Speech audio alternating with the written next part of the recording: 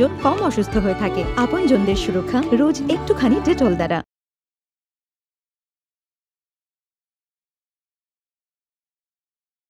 Powered by Admission going on for Swami Vivekananda Group of Institutions, always guiding you for the brightest future. এই অনুষ্ঠানটির সহযোগী নিবেদন কালাহেড, এটা মশা মেরে ফেলে এবং ডেঙ্গু থেকে বাঁচায়। কালাহেড।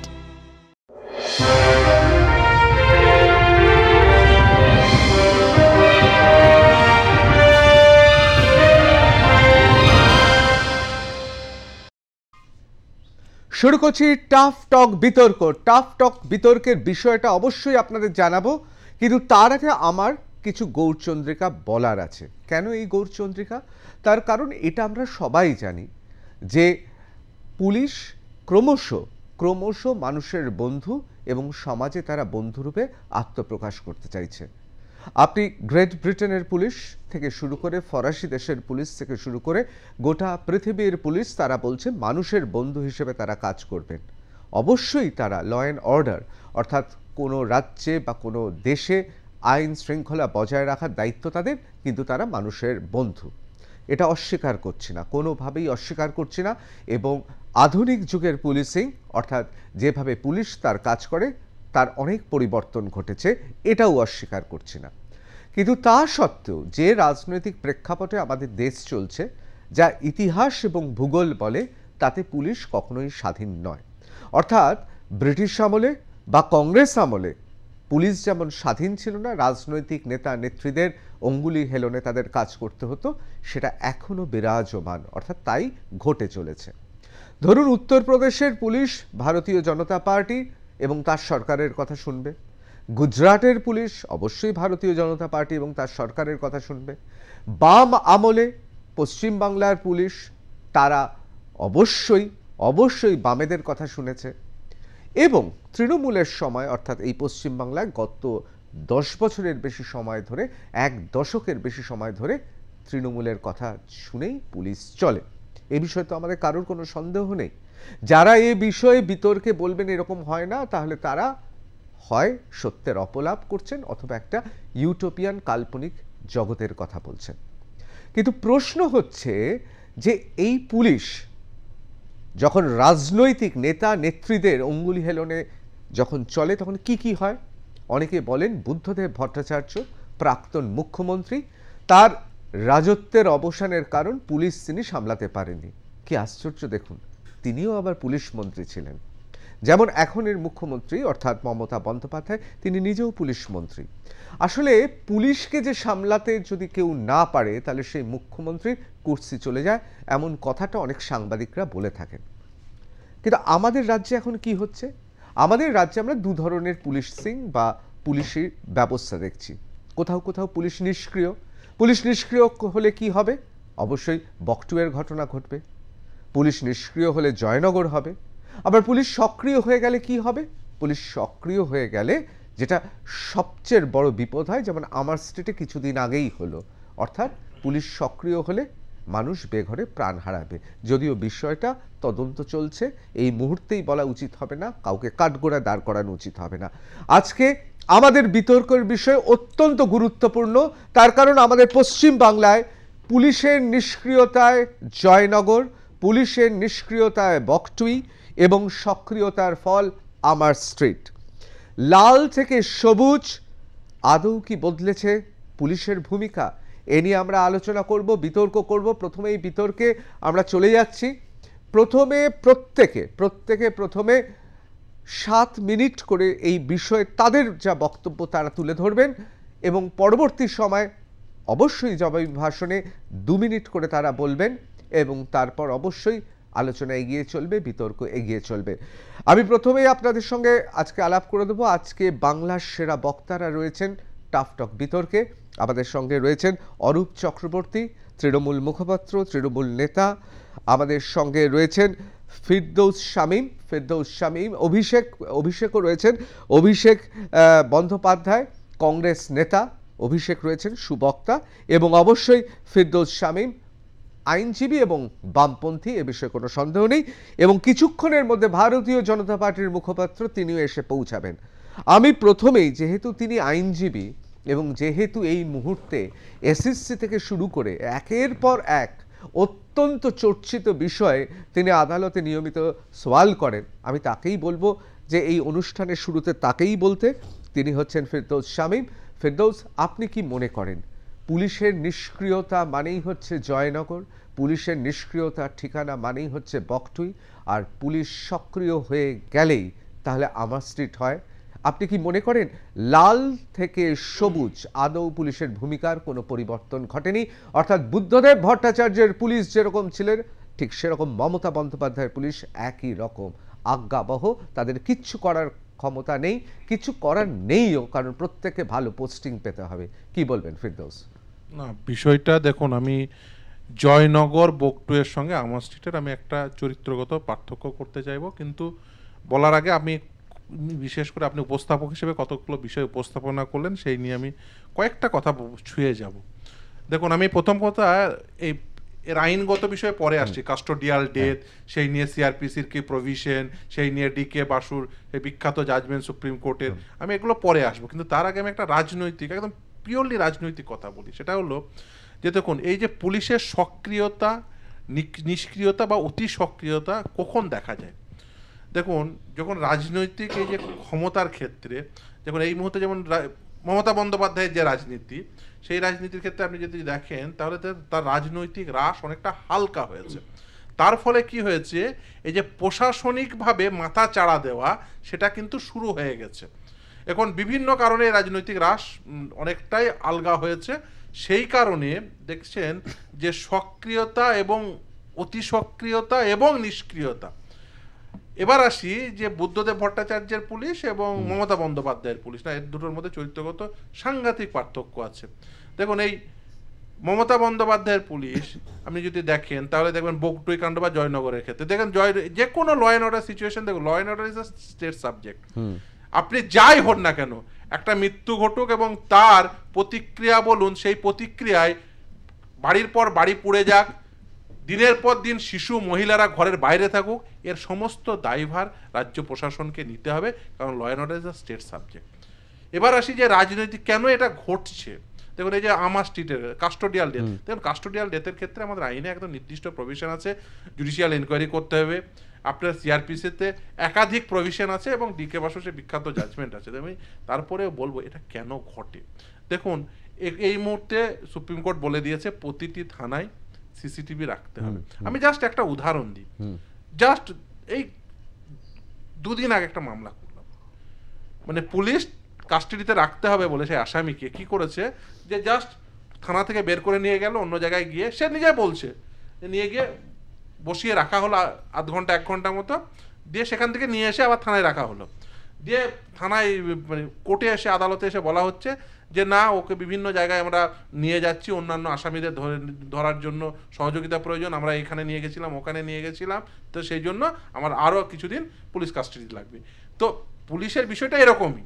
দেখুন, পুলিশ আপনি যদি একটা ওয়েলফেয়ার স্টেট হিসেবে রেখে দিতে চান, তাহলে যেটা করতে হয় সেটা হচ্ছে আপনার রাজনৈতিক যে কর্তৃত্ব, সেই কর্তৃত্ব সঠিকভাবে বজায় রাখতে হয়। সেই রাজনৈতিক কর্তৃত্ব সঠিকভাবে বজায় রাখতে গেলে যেটা প্রথম করতে হয় সেটা হচ্ছে আপনাকে রাজনৈতিক যে ন্যায়দণ্ড সেটা কিন্তু সকলের উপরে আপনাকে রাখতে হবে। কিন্তু দুর্ভাগ্য হলো বর্তমান যে প্রশাসন চলছে এবং বর্তমান যে শাসক দল, তাদের যেহেতু রাজনৈতিক আদর্শগত ভিত্তিভূমি এতটাই দুর্বল এবং তাদের যে প্রশাসনিক ন্যায়দণ্ড সেটা যেহেতু ন্যায় দিতে সক্ষম হচ্ছে না, তাই এই প্রশাসনিকভাবে এই যে পুলিশের সক্রিয়তা বা অতি সক্রিয়তা দেখা যাচ্ছে এবং কিছু কিছু ক্ষেত্রে পুলিশ নিষ্ক্রিয় হয়ে যাচ্ছে।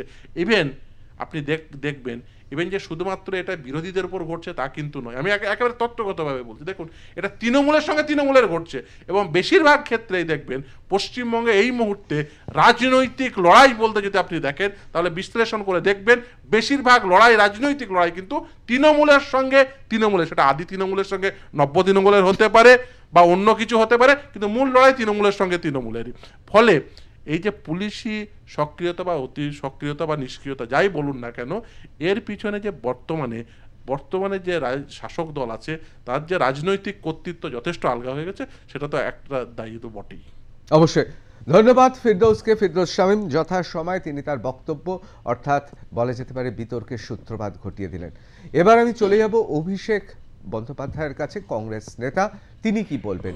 বাম আমলে পুলিশ যেরকম ছিল ঠিক এখন কি সেরকমই পুলিশ? আমি কিন্তু বারবার করে বলছি, আজকের এই অনুষ্ঠান আমি পুলিশকে কাঠগড়ায় দাঁড় করাচ্ছি না, তার কারণ যাদের অঙ্গুলি হেলনে পুলিশ চলতে বাধ্য হয় আমি তাদের ভূমিকা নিয়ে আলোচনা করছি।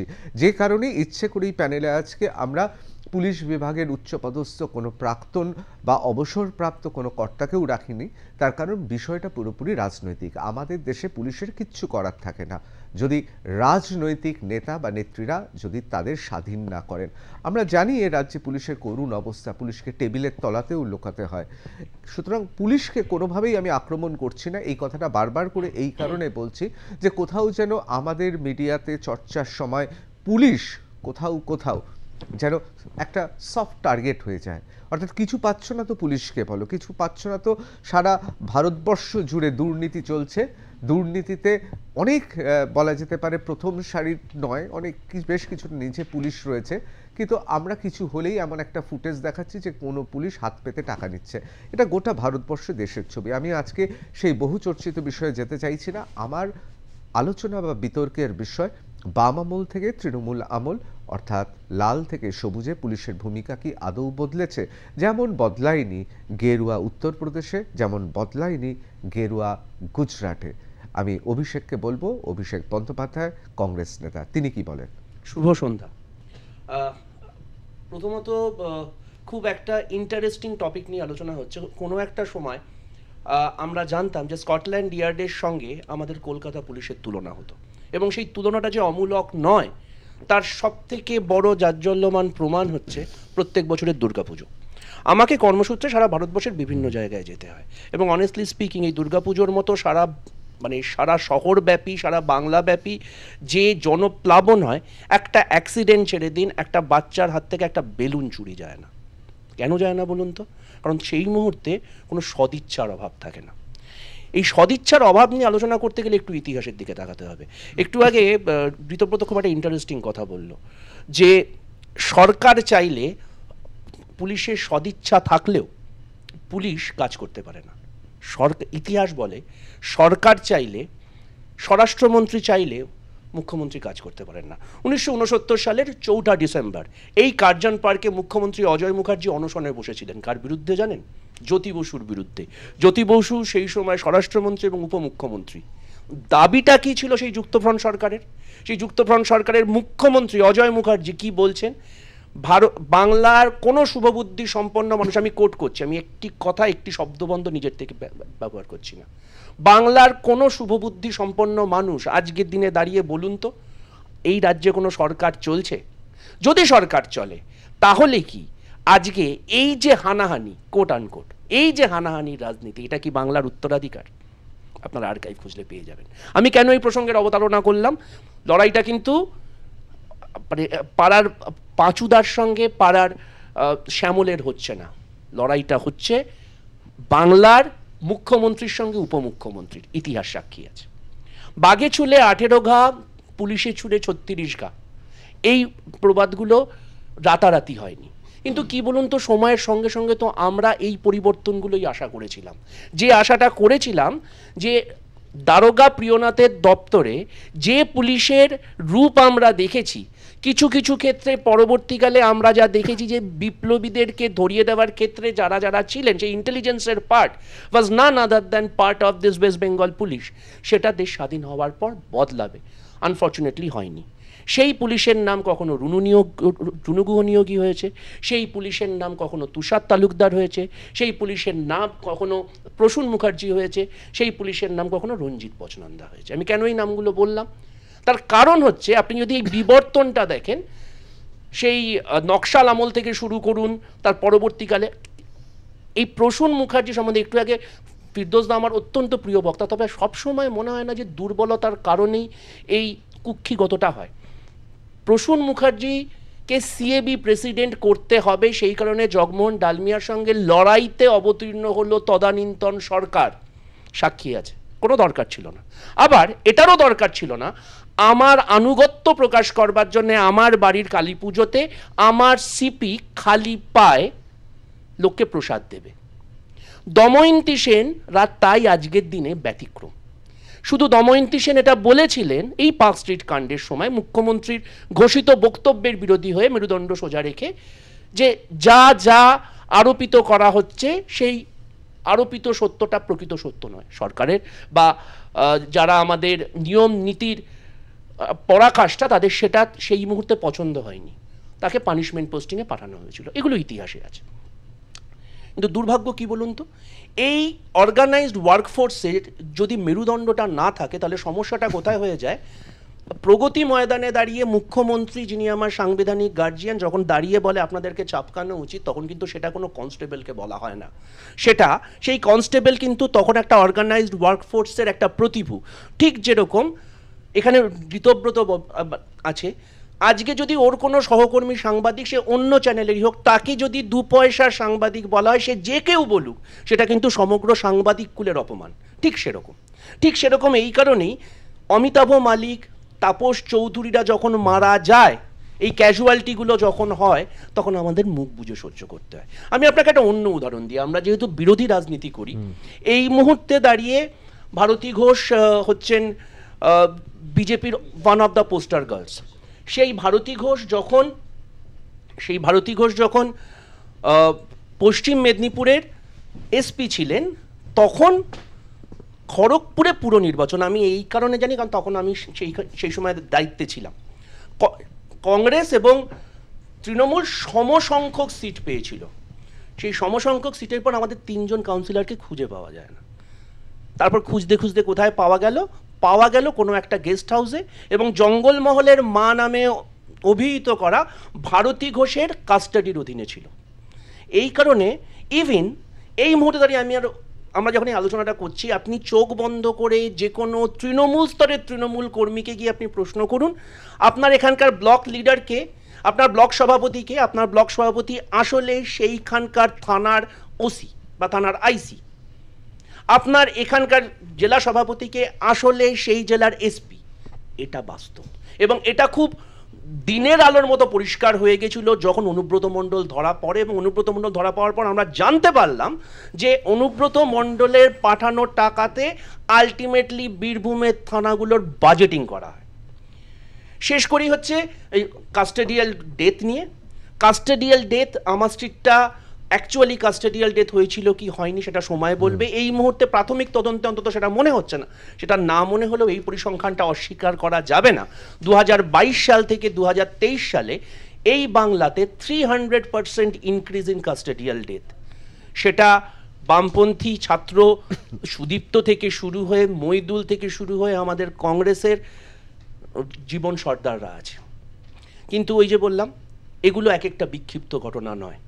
আজকে সরকার পুলিশকে স্বাধীন হতে দেবে কি দেবে না, দলমত নির্বিশেষে, তার আগে আমরা সবাই জানি স্বরাষ্ট্র যার হাতে, সরকার তার হাতে। তাই মনে হয় অজয় মুখার্জির ভুল তার উত্তরসূরিরা আর কেউ করেননি।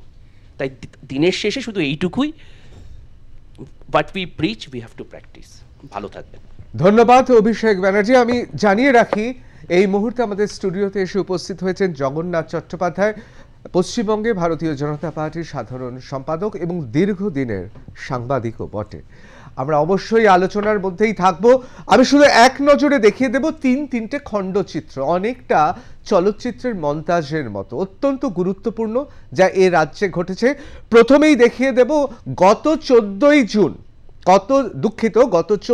জুলাই 12ই জুলাই মুখ্যমন্ত্রী মমতা বন্দ্যোপাধ্যায় কি বলেছেন আপনাদের একবার শুনিয়ে দেব। যারা মারা গিয়েছেন কিছু রাজনৈতিক দলের, এখানে আমি হ্যাভ স্যার হ্যাভ নটস করে দেখাচ্ছি না, আমি সবার কথাই বলছি, তাদের সকলের জন্য আমি দুঃখী, সমব্যথী, তাদের পরিবারের সকলকে সমবেদনা জানাই। They are the victims of the circumstances. Police যথারীতি পুলিশকে ফ্রি হ্যান্ড দিচ্ছি to take all necessary action against of everybody যারা ইনভলভ এইসব ব্যাপারে। 2, আমাদের সরকার ঠিক করেছে তাদের পরিবারগুলোকে সাহায্য করবার জন্য আমরা 2 লাখ টাকা করে ক্ষতিপূরণ দিচ্ছি সব পরিবারকেই। 19 জন মারা গেছে মোট ইলেকশনের ডেট অফ নোটিফিকেশন থেকে, তার মধ্যে 10 জন বা 12 জন আমাদেরই আছে, ম্যাক্সিমামটা আমাদের লোকই মারা গেছে। এবং পোলডেতে 7 জনকে নিয়ে, তার মধ্যেও 4 জন আমাদের, 3 জন নানা রকম সবার মিলেমিশে, এবং তাদের একটা করে স্পেশাল হোমগার্ড চাকরি আমরা দেব। এবং এক্ষেত্রে কোনো সিপিএম, কংগ্রেস, তৃণমূল, বিজেপি কোনো ভেদাভেদ হবে না। যে পরিবারই ভিকটিমস হয়েছে তাদের আমরা এই সাহায্যটা করব, এটা আমাদের মানবিক সাহায্য। দেখুন, সঞ্চালক হিসেবে অনেকে বলতে পারেন কিছুটা শাসক দলের দিকে ঝুঁকে কথা বলছে, কিন্তু আমি অস্বীকার করব না। মাননীয় মুখ্যমন্ত্রী মমতা বন্দ্যোপাধ্যায় যে বাস্তব চিত্রটা এই মুহূর্তে রাজ্যে রয়েছেন, তিনি অত্যন্ত মানবিক একটা সিদ্ধান্ত নিয়েছেন গত 12ই জুলাই। তার কারণ, যে কোনো দল রাজনৈতিক হানাহানিতে মারা গেলে ক্ষতিপূরণ দেবেন এবং চাকরি পাবেন, কারণ এটাই বাস্তবটাকে আমাদের মেনে নিতে হবে। যেখানে পুলিশ নিষ্ক্রিয় থাকলে বকটুই হয়, পুলিশ নিষ্ক্রিয় থাকলে জয়নগর হয়, সক্রিয় হয়ে গেলে এই পুলিশ, আমরা দেখেছি পুলিশের আমার স্ট্রিটে, যদিও বিচারাধীন বিষয়ে তদন্ত চলছে, আবার এই পুলিশকেই তো দেখেছি আমরা টেবিলের তলায় লুকিয়ে প্রাণ ভয়ে প্রাণ বাঁচাতে। সুতরাং এই বাস্তবতা আমরা অস্বীকার করতে পারবো না।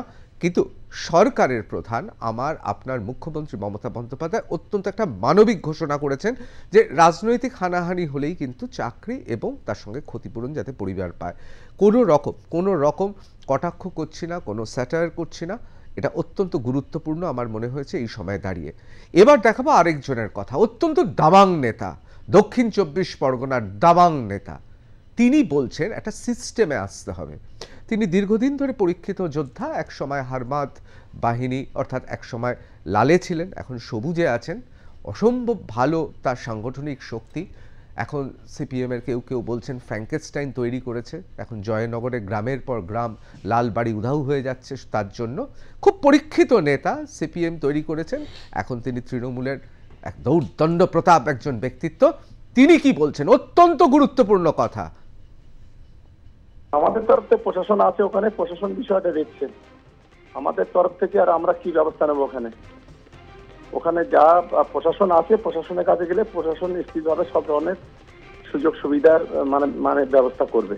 গতকাল তো প্রশাসন বলেছে, পুলিশ বলেছে যে গ্রামে যারা বাড়ির লোক গ্রামে যারা যাবে তাদের কোনো আপত্তি নেই। গ্রামের লোক গ্রামে চলেই যাবে না, অসুবিধা কোন জায়গায় আছে? যারা খুন করেছে নিশ্চিতভাবে তার সঙ্গে সঙ্গে কিছু ভালো মানুষ ক্ষতিগ্রস্ত হয়েছে, এটা একেবারে ঠিক। এটা একেবারে কখনো কাম্য নয় যে এই ধরনের ঘটনা ঘটা। প্রশাসনের কাছে যাক, প্রশাসন কাজে নিশ্চয়ই প্রশাসন ফুললি সাহায্য করবে। সে দায়িত্বটা আমাদের নয়, সরকার আছে, সরকারের কাছে যেতে বলুন। সুজন বাবুরা গিয়ে আন্দোলন করছে, সুজন বাবুরাই তো খাবার দিচ্ছে, অসুবিধা কোন জায়গায় আছে? খাচ্ছে তো তারা কোনো একটা জায়গায়। তারা বিষয়টাকে ওই জায়গাটা যেখানে যাচ্ছে সুজন বাবুরা, কান্তি বাবুরা গিয়ে সেখানে গিয়ে আরো উস্কে দেওয়ার চেষ্টা করছে। তাহলে হয় প্রশাসনের কাছে যেতে হবে, নয় সুজন বাবুদের কাছে যেতে হবে। আমাদের লোককে খুন করলেও আবার ফের আমাদের দায়িত্ব নিতে হবে। উনি বারবার করে বলছেন একটা সিস্টেমের মধ্যে আসতে হবে, এবং আমরা দেখলাম যে পুলিশ প্রশাসন সেখানে এক কথায়, সত্যি কথা বলতে গেলে শওকত মোল্লা তিনিই চালান। তার কথা থেকে স্পষ্ট, এটা আমার বিশ্লেষণ, ব্যক্তিগত বিশ্লেষণ, বিতর্কিত নিশ্চয়ই, কিন্তু তিনিও খুব গুরুত্বপূর্ণ কথা বলছেন যে একটা সিস্টেমের মধ্যে সবাইকে আসতে হবে। আমি আবার আলোচনায় ফিরে আসবো। আসলে পুলিশকে আমরা মিথ্যে কাঠগোড়ায় দাঁড় করাচ্ছি। বকটুইতেও দেখেছি পুলিশকে ঢুকতে বাধা দেওয়া হয়েছে। পুলিশের রিপোর্টের কোনো রকম গুরুত্ব নেই। টেলিভিশন ফেটে গিয়েই নাকি ঘটনা ঘটেছিল, একজন বিখ্যাত তৃণমূল নেতা বলেছিলেন। সুতরাং পুলিশের কোনো ভূমিকা নেই, পুলিশকে আমরা কাঠগড়ায় দাঁড় করাচ্ছি। আসল চালিকা শক্তি হচ্ছে রাজনৈতিক ক্ষমতা। একটা সময় আমরা জানি সিপিএম পুলিশ চালাতো, এখন তৃণমূল চালায়। গুজরাটে অর্থাৎ বা উত্তরপ্রদেশে সেখানে বিজেপি চালায়। সুতরাং একইভাবে চলছে আমাদের পুলিশ। এই বিতর্কে আবার ফিরে আসছি। আমি এবার চলে যাব সরাসরি জগন্নাথ চট্টোপাধ্যায়ের কাছে। জগন্নাথ চট্টোপাধ্যায় এক সময় দুধের সাংবাদিক হিসেবে আমাদের অগ্রজ, এবং তিনি খুব এই মুহূর্তে রাজনীতিতে সফল সাংবাদিকদের মধ্যে অন্যতম। এমনকি সাংগঠনিক পদে থেকেও তিনি এলাকায় একের পর এক কাজ চালিয়ে যাচ্ছেন, যা আমরা খুব উৎসাহী। জগন্নাথ চট্টোপাধ্যায়। প্রথম তো আর বাংলার দর্শকদের ধন্যবাদ এবং দীপাবলির শুভেচ্ছা। ঋতব্রতর আহ্বানে আমাকে আসতেই হলো। দেখুন, আমি আলোচনাটাকে যেভাবে আপনারা করছেন, আমি একটু ভিন্ন আঙ্গিকে আমি আলোচনাটাকে ফেলতে চাই। এক হচ্ছে, দেখুন যে আমাদের যে সিস্টেমে আমাদের এই পুরো যে শাসন যন্ত্রের হাতে পুলিশকে তুলে দেওয়ার বা পুলিশের ক্ষমতা যা দিয়ে নিয়ন্ত্রিত হয় তা হচ্ছে সিআরপিসি আর আইপিসি। একটি হচ্ছে শাস্তিবিধান, ইন্ডিয়ান পেনাল কোড, আর একটাতে অপরাধের শ্রেণীবিন্যাস। শামীমদা রয়েছেন, বলবেন। তো ব্রিটিশরা যেভাবে দেখেছিল শাসন ব্যবস্থাকে এবং শাসন যন্ত্রকে, যা দিয়ে সমাজকে নিয়ন্ত্রণ করা যায় তা হচ্ছে এটা। এক হচ্ছে শাস্তিবিধান, দুই হচ্ছে অপরাধের শ্রেণীবিন্যাস। কিন্তু আমাদের যে ভারতীয় দর্শন, আমাদের যে পরম্পরা, যার ধরুন প্রথম অ্যাডমিনিস্ট্রেটিভ রুল বুক আপনি যদি বলেন কৌটিল্যের অস্ত্রশাস্ত্র, তো কৌটিল্যের অস্ত্রশাস্ত্রে কিন্তু কোথাও সমাজে অপরাধের শ্রেণীবিন্যাস করা নেই সমাজকে শাসন করার জন্য। সেখানে দুটি জিনিস বলা আছে, এক হচ্ছে ন্যায় আর দুই হচ্ছে দণ্ড। এবং আমাদের ব্যবস্থায় কী ছিল, আপনি বলবেন যে আমি আবার রাজকাহিনী এখন কেন বলতে শুরু করেছি, যে একজন রাজা তার যুবরাজের যখন অভিষেক হতো, রাজ্য অভিষেক হতো, তখন রাজা তার রাজদণ্ড তার যুবরাজের হাতে তুলে দিতেন, আর তুলে দিয়ে বলতেন যে সর্বদণ্ডবসী, মানে তোমার হাতে সমস্ত দণ্ডের অধিকার আমি তুলে দিলাম। তো এই দণ্ড গ্রহণ করার পরেতে যুবরাজ তার সেই রাজ্যের কুলপুরোহিত, যে কিনা বেতনভোগ একজন কর্মী, সে তার কাছে, সেই কুলপুরোহিতের কাছে নতমস্তকে প্রণাম করতেন, আর কুলপুরোহিত তার ধর্মদণ্ড নিয়ে সেই যুবরাজের পিঠে মারে বলতেন ধর্মদণ্ডবসী। যখন এই রাজদণ্ড, যে দণ্ড হচ্ছে সর্বদণ্ডের অধিকারী যে, আর তার উপর যখন এই ধর্মদণ্ডের ধর্মদণ্ড পড়ছে, তখন সেটা হচ্ছে ন্যায়দণ্ড। কিন্তু বাস্তব হচ্ছে পশ্চিমবঙ্গের মাটিতে আজকে দাঁড়িয়ে এই যে ধর্মদণ্ডটি, অর্থাৎ যিনি শাসক, সেটা যখনই অধর্মদণ্ড হয়ে যায়, তখন ওই ন্যায়দণ্ডটি অন্যায় দণ্ড হয়ে যায়। এবং ওই অন্যায় দণ্ডের ফলে কখনো সক্রিয়তা, কখনো নিষ্ক্রিয়তা। আর সেই কারণেই হচ্ছে মনীষ শুক্লার ঘটনা ঘটে, সেই কারণেই 24 ঘন্টার মধ্যে পুরুলিয়ায় তপন কান্দু, পানিহাটিতে অনুপম দত্তের ঘটনা ঘটে, সেই একই কারণে নবান্ন অভিযানে গিয়ে আমাদের কর্মী উলেন রায় মারা যায়, সেই একই কারণে হচ্ছে আপনার শ্রীনু নাইডু, খড়গপুরে শ্রীনু নাইডু এবং তার 3 সাগরেত মারা যায়, সেই একই কারণে। এটা শুধু প্রথম ঘটনা নয়, সত্যজিৎ বিশ্বাস তৃণমূলের বিধায়ক, তাকে খুন হয়ে যেতে হয়, এবং মিঠু টিকাদার বজবজে ডায়মন্ড হারবার মডেল, সেখানকার কাউন্সিলরের ঘরে হামলা হয়। এই একই কারণে হচ্ছে যে এটা প্রথম নয়, 2018 সালে বিশ্বনাথ দাস নামে জয়নগর মডেল এখন নতুন বাজারে এসছে, সেই জয়নগর মডেলের যিনি এখনকার এমএলএ ছিলেন, জয় হিন্দ বাহিনী, আমাদের অরূপ দ্বারা বলতে পারবেন জয় হিন্দ বাহিনী কারা তৈরি করেছিল, যে তারা গিয়ে হামলা করে। তাদের দুই পক্ষের ঝামেলার মধ্যে শরীফুল খান, আমিন আলী সর্দার এবং সালিম খান 3 জনের মৃত্যু হয়, বিধায়ক কোনো ক্রমে প্রাণে বাঁচে। তো এই হচ্ছে অন্যায়ের দণ্ডের কারবার, তাতে পুলিশ কখনো সক্রিয়, পুলিশ কখনো নিষ্ক্রিয়। এবার আপনি বলবেন যে সব কিছু কি এই জামানায় হচ্ছে, আগের জামানায় হয়নি, বাম জামানায় হয়নি? নিশ্চয়ই হয়েছে। আমরা জানি, আমরা দোর্দণ্ড প্রতাপ কিছু পুলিশ অফিসারের কথা আপনি আমার সাংবাদিকতার কথা বললেন, বাসুদেব বাগ, গৌরব দত্ত, রচপাল সিং, সুলতান সিং, এবং হাল আমলে অধীর চৌধুরীকে জব্দ করতে পাঠানো বুদ্ধদেব বাবুর জ্ঞানবন্ত সিং। তো এদেরকে আমরা দেখেছি, যারা কিনা জ্যোতিবাবু প্রমোদ দাশগুপ্তের থেকেও বেশি করে মনে করতেন যে বিপ্লবটা আগে আসা উচিত, এবং অশোক স্তম্ভের বদলে এখানে কাস্তে হাতুড়ি তারা লাগিয়েই ঘুরতেন। তো তারাও দেখলাম যখন ক্ষমতা বদল হলো, তখন তাদের মনের যে আক্ষেপ ছিল যে পুলিশ করে রেখেছো মন্ত্রী করনি, এদের দেখলাম মন্ত্রী করা হলো। সেই পুলিশই মন্ত্রী হলেন, রচপাল সিং মন্ত্রী হলেন, সুলতান সিং এমএলএ হলেন। যে আমলার নির্দেশে 21শে জুলাই গুলি চলল, তিনি হয়ে গেলেন এক দণ্ডমুণ্ডের কর্তা। তাই এই যে ব্যারিয়ারটুকু ভেঙে গেল, এই ব্যারিয়ারটুকু ভেঙে যাওয়ার ফলেতে পুলিশের মধ্যে উদগ্র বাসনা হলো, যে তো হওয়া যায়। ভাই অভিষেক বলছিলেন যে সিপিএম আমলে অন্ততপক্ষে লোকাল কমিটির সেক্রেটারি থানা চালাতেন, কিন্তু থানার ওসি লোকাল কমিটির সেক্রেটারি হয়ে যাননি। এখন এসে যেটা হয়েছে যে লোকাল কমিটির না আছে অস্তিত্ব, কারণ সিপিএম শূন্য হয়ে গেছে, কংগ্রেস শূন্য হয়ে গেছে, কিন্তু তৃণমূলের ব্লক সভাপতি আর নগর মণ্ডলের সভাপতির দায়িত্ব এখন থানার ওসিরা নিয়েছেন, এসপিরা হয়েছেন তাদের থানার সভাপতি। আর সেই কাণ্ড যখন ঘটছে, তখন হচ্ছে যে পুলিশি ব্যবস্থাকে তার এই অন্যায়ের দণ্ডে সম্পূর্ণভাবে এই আইপিসি সিআরপিসির বাইরে নিয়ে গিয়ে পুলিশকে সিপিএম অন্তত কখনো তুলে ফান্ড ম্যানেজারের দায়িত্ব দেয়নি। এই গভর্নমেন্ট ফান্ড ম্যানেজারের দায়িত্ব দিয়েছে। অরূপ ভাই যদি বলতে চায়, আমি স্পেসিফিক 4টে নাম বলতে পারি। লালার ডায়েরি তাই বলছে। সম্প্রতি আসানসোলে পুলিশ কমিশনারকে কেন সরিয়ে ফেলতে হয়েছে সবাই তার উদাহরণ জানে। কেন শিলিগুড়ি পুলিশ কমিশনার চেঞ্জ হলো সবাই তা জানে, সর্বজনবিদিত। তো যার ফলে এই যে যখন পরিস্থিতি, যখন সরকার তার নির্দিষ্ট সীমারেখার মধ্যে পুলিশকে কাজ করতে দেবে না, পুলিশকে ক্যাডার বানাবে, পুলিশকে ক্যাডার বানালে, পুলিশকে জোড়া ফুলের সিম্বল হাতে রাস্তায় নামালে পরে তখন পুলিশের অতি সক্রিয়তা এবং নিষ্ক্রিয়তা দুটোই থাকবে। এবং আখেরে এই অতিরিক্ত পুলিশ নির্ভরতার জন্য যেমন সিপিএমকে চলে যেতে হয়েছিল, একইভাবে চলে যেতে হবে হচ্ছে এই তৃণমূল কংগ্রেসকে। আপনার দুটি প্যাকেজেরই উদাহরণ সূত্রে আমি বলি যে একটা সময় আমরা সাংবাদিকতা সূত্রে রাইটার্স বিল্ডিংয়ে গিয়ে রেজ্জাক মোল্লার রাইটার্সের করিডোরের টেবিল, মানে বাইরের করিডোরের বেঞ্চে এই শওকত মোল্লাকে বসে থাকতে দেখতাম। ঠিক তখন 10 সাল। রেজ্জাক মোল্লা আমাদের, রেজ্জাকদার স্মৃতিতে থাকলে রেজ্জাকদা বলতে পারে না, আমাদের গল্প করতেন যে লোকমান মোল্লা, শওকত মোল্লা তখন ওনার সঙ্গে দেখা করতে যেতেন নিয়মিত। এবং কি হবে এর পরে তো সরকার আসছে, এবং উনি আমাদের আক্ষেপ করে বলতেন শওকতটাকে পাঠিয়ে দিতে হবে, না হলে বাঁচাতে পারবো না।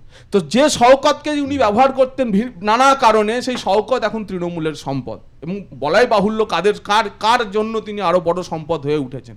তো এই শওকতদের মূল্য কিন্তু চোকাতে হবে। আর দ্বিতীয়ত হচ্ছে ঠিকই অতি মানবিক কাজ, আপনি মানবিক কেন বলছেন? মুখ্যমন্ত্রী পোল ভায়োলেন্সে, ভোটের হিংসাতে খুন হয়েছে, আর সেটাকে তিনি র্যাটিফিকেশন করছেন কি বলে? ক্ষতিপূরণ দিয়ে। মদ খাওয়া তো ক্ষতিপূরণ দিচ্ছেন, অসুবিধা কিছু নেই, ক্ষতিপূরণ উনি দিতে পারেন, কিন্তু কি প্রমোট করছেন তিনি? যে ভাই আরো খুনোখুনি করো, আর সামনের ভোট আসছে লোকসভা ভোটে 2 লাখ টাকা ক্ষতিপূরণ দিয়ে দেবো। ওনার মেসেজটা কি একজন প্রশাসনিক যন্ত্র হিসেবে? তাই বলছি আমি, এটা অধর্মের দণ্ডে নিয়ে উনি বসে আছেন, রানী এবং তার যুবরাজ, এবং তাতে পশ্চিমবঙ্গে যা পরিস্থিতি, উনি মুঘল পর্বের দিকে এই রাজ্যকে নিয়ে যাচ্ছেন। তাতে অন্তত পক্ষে সেটা হবে যে মুঘল পর্বে শ্রীকৃষ্ণও তার যদু বংশকে বাঁচাতে পারেননি, উনি তো চোরের রানী। ধন্যবাদ জগন্নাথ চট্টোপাধ্যায়। অত্যন্ত প্রাঞ্জল ভাষায় তিনি তার বিশ্লেষণ করলেন একটা ছবি, এই মুহূর্তে রাজ্যে পুলিশ প্রশাসন এবং তার রাজনৈতিক সমীকরণের একটা খুব সুস্পষ্ট ছবি আমাদের সামনে তুলে ধরলেন। হ্যাঁ সত্যি তো, আমিও তো চোখ বন্ধ করলে দেখতে পাচ্ছি লোকমান বাবু বসে আছেন, শওকত মোল্লা বসে আছেন বেঞ্চে, আমি দেখতে পাচ্ছি রাইটার্সে সূর্যের আলো এসে পড়ছে রোটান্ডার দিকে, এবং সত্যি যার ঘরের পাশে বসে আছেন তিনি রেজ্জাক মোল্লা। পরবর্তীকালে তিনিও মন্ত্রী হন তৃণমূলের, এবং পশ্চিমবাংলার ইতিহাসে লেখা থাকবে, রাজনৈতিক ইতিহাসে লেখা থাকবে, খুব কম মানুষই 2টো মন্ত্রিসভাতেই এই রকম জায়গা পেয়েছেন। আর শওকত মোল্লা তার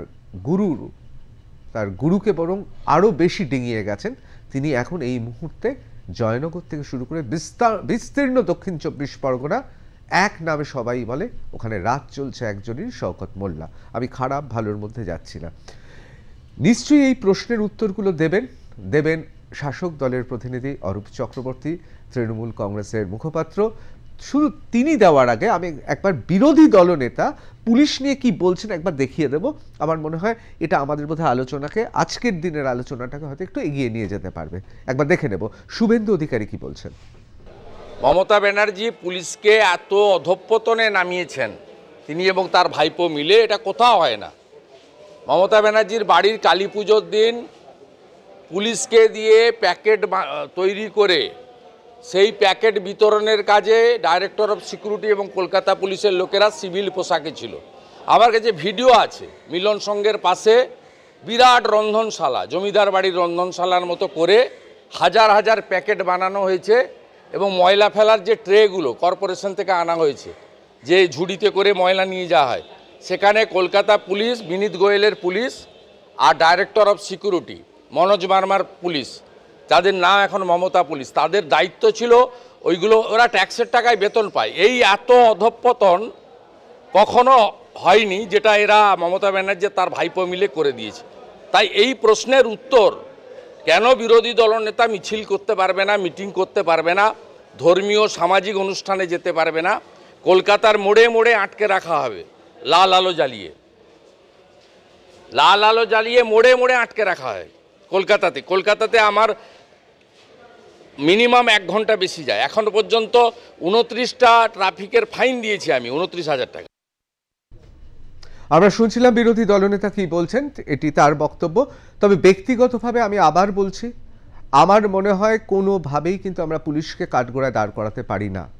বিভিন্ন জায়গা থেকে অভিযোগ আসছে, শুধুমাত্র পুলিশের কিন্তু ল অ্যান্ড অর্ডার অর্থাৎ রাজ্যের শৃঙ্খলা সেই সমস্ত ক্ষেত্রে শুধুমাত্র নজর দিতে হচ্ছে যে তা নয়, ভিভিআইপি ডিউটি রয়েছে, পুজোর ডিউটি রয়েছে, হাড় মাস খাটতে হচ্ছে। এবং অনেক ক্ষেত্রে অনেকে অভিযোগ করেন কে কোথায় কয়লার ব্যবসা করবেন, কে কোথায় গরুর ব্যবসা করবেন, এসব ক্ষেত্রেও নাকি অনেকে বলেন, অনেকে অভিযোগ করেন তাদের নাকি ভূমিকা থাকে। সুতরাং সারাক্ষণ তাদের পরিশ্রম করতে হয়।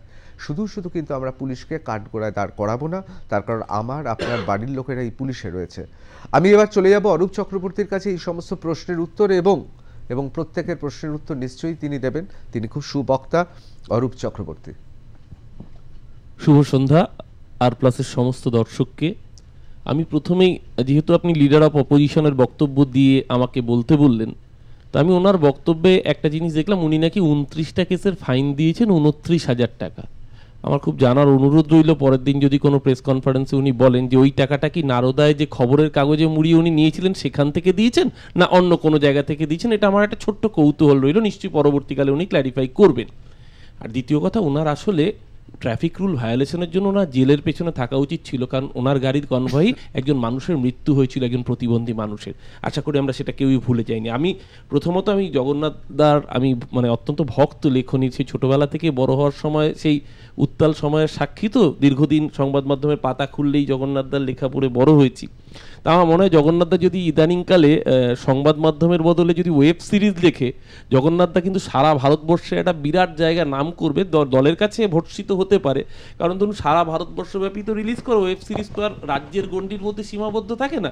ধরুন সর্বভারতীয় স্তরে একটা বড় ওটিটি প্ল্যাটফর্মে রিলিজ করলো। অন্তত কুণাল ঘোষের পর আরেকজন পাল্লা দিতে পারবেন অপর জগন্নাথ বাবু। তার লেখনী নিশ্চয়ই ক্ষুরোধার লেখনী, তিনি পাল্লা তো নিশ্চয়ই দিতে পারেন।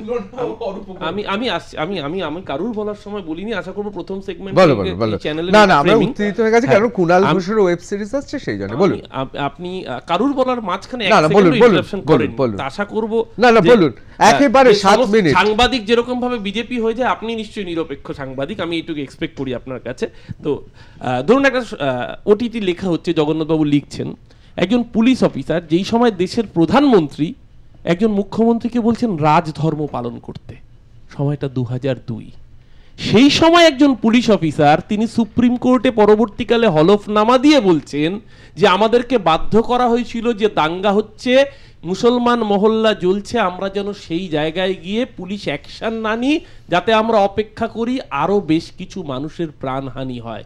তিনি সুপ্রিম কোর্টে এফিডেভিট দিয়ে এই তথ্য জানিয়েছিলেন, যার বিরুদ্ধে ঘটনাচক্রে সেদিনকার মুখ্যমন্ত্রী আজকে দেশের প্রধানমন্ত্রী এবং সেই পুলিশ অফিসার তদানীন্তন AC assistant commissioner of police Sanjiv Bhatt, তিনি 4 বছর ধরে জেল খাটছেন। এখনো তিনি কবে জেল থেকে বেরোবেন আমরা জানি না। সমাজকর্মী তিস্তা সেতলবাদও জেলের মধ্যে।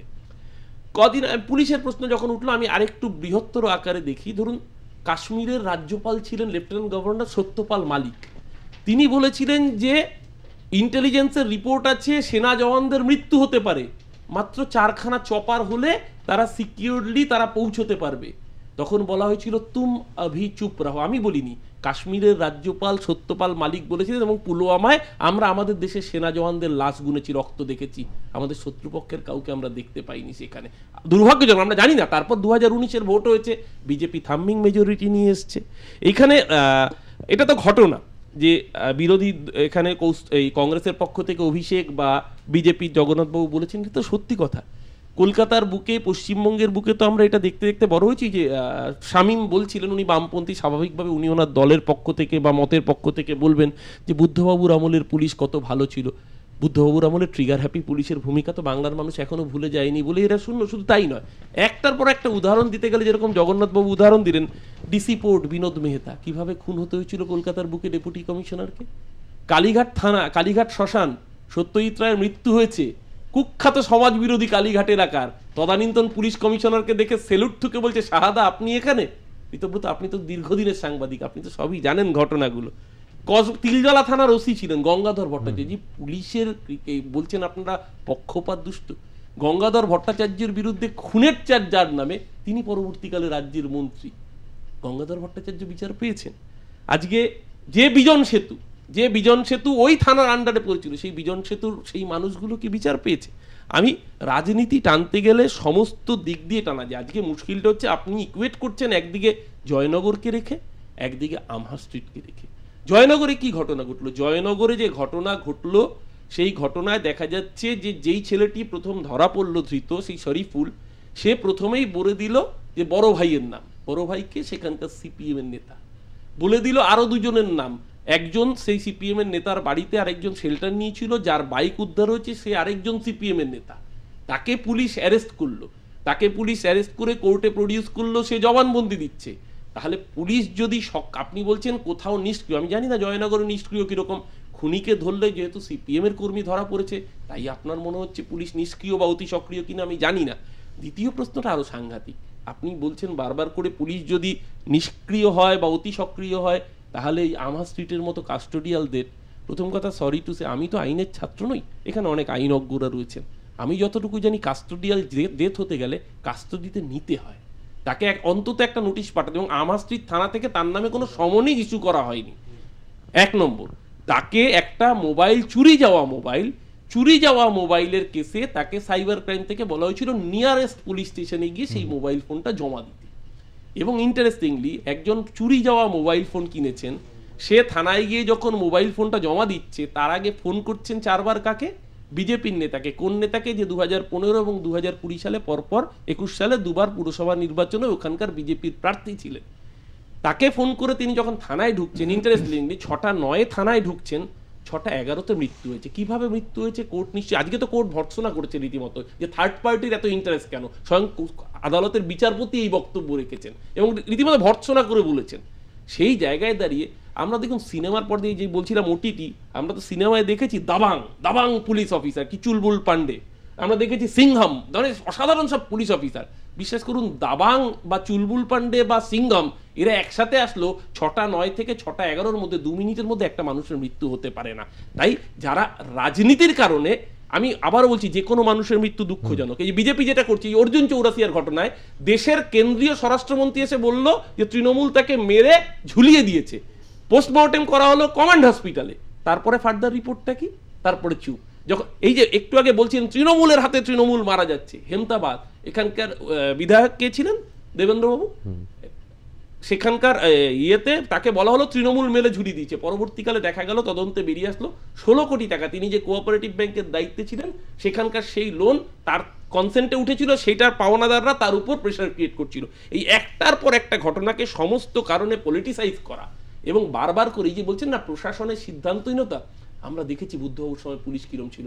আপনার মনে থাকবে ঋতব্রত 2010 সাল কলকাতা পুরসভার নির্বাচনের ঠিক আগে তখনও বিকাশ রঞ্জন ভট্টাচার্য মেয়র, বুদ্ধবাবু মুখ্যমন্ত্রী, মজিদ মাস্টার পলাতক ছিল পুলিশের খাতায়।